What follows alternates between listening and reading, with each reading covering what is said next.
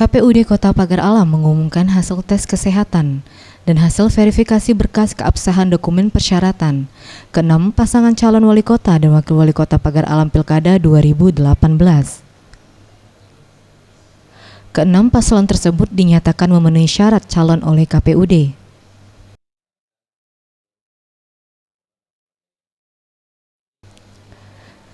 Rapat pleno ini digelar di kantor KPUD setempat yang dihadiri para paslon dan tim sukses masing-masing kandidat.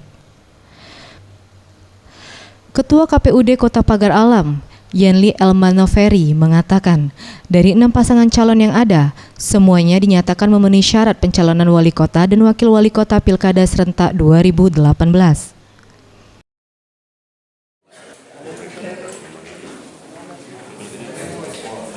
Hasil hari ini kan kita buka di depan pleno dan dinyatakan bahwa seluruh bakal pasangan calon sebanyak 12 orang ini alhamdulillah dinyatakan memenuhi syarat untuk jabatan sebagai wali kota atau wakil wali kota Pagar Alam periode 2018-2023. Untuk tahap selanjutnya, Pak?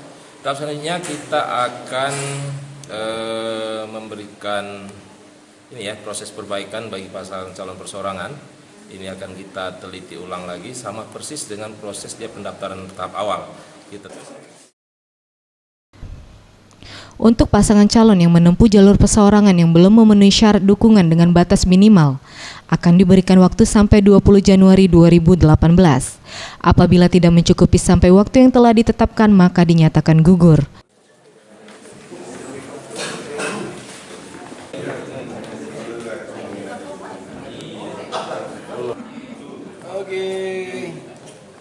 Zulfikri, Sriwijaya TV.